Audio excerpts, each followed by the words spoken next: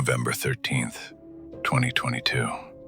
4 college students butchered in their sleep. No witnesses, no sound, no sign of struggle, just silence and blood. For months, the question haunted everyone. Why? Now, nearly 3 years later, the accused killer has finally spoken.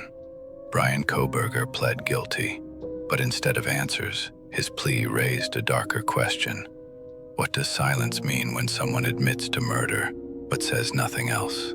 It was supposed to be an ordinary Saturday night in the small town of Moscow, Idaho. Kaylee Goncalves, Madison Mogen, Xana Kernodle, and Ethan Chapin, 4 students, 1 house, 1 quiet off-campus neighborhood. But by morning, the house would become a crime scene, and the rest of the country would become obsessed. The killer had slipped in sometime after 3 a.m. He brought a fixed-blade knife. He left no fingerprints, and within minutes, 4 lives were taken with brutal precision. The housemates on the ground floor were spared, possibly because the killer didn't know they were there, or didn't care. Moscow police were overwhelmed. The town had seen just 1 murder in the past 7 years. This was 4 in a single night.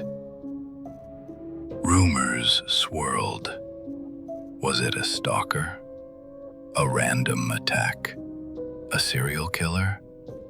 The internet ran wild with theories, and amateur sleuths flooded TikTok and Reddit, dissecting every blurry image and piece of leaked information. Then came the bombshell.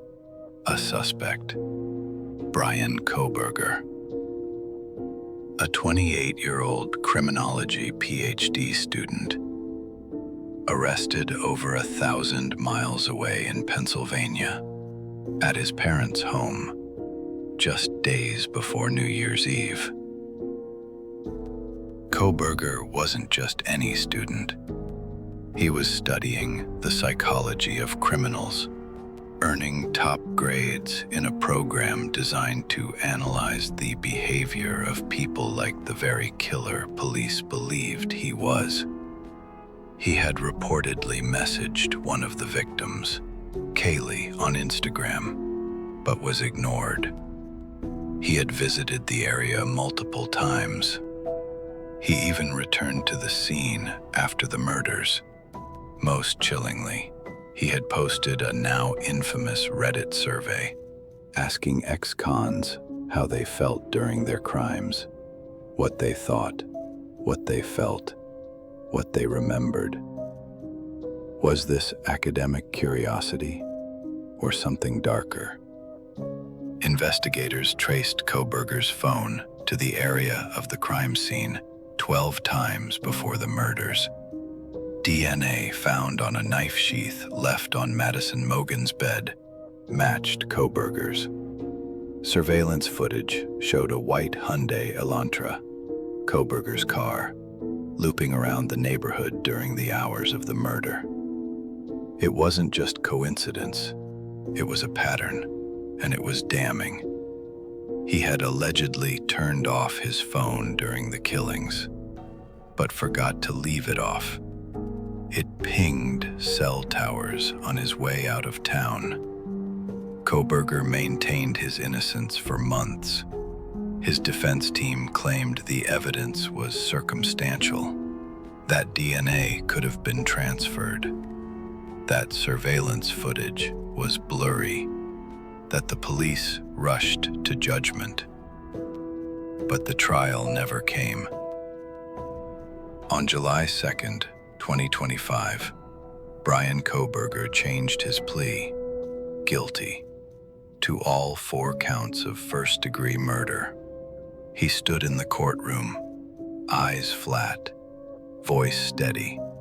He gave no reason, no explanation, just a plea. Why did he do it?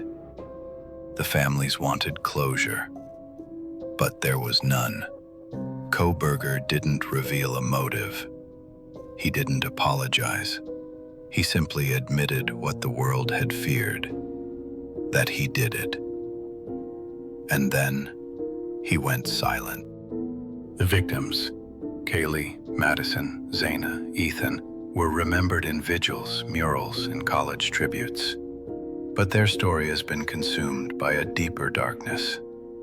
The silence of a man who studied killers, became one, and then refused to speak. Bryan Kohberger wanted to understand what it felt like to murder. Now he knows. But he won't say what it taught him. And the world is left wondering if that silence is the final act of control. In the end, it wasn't a scream, or a confession, or even a mistake that sealed his fate. It was the echo of nothing in a house full of death.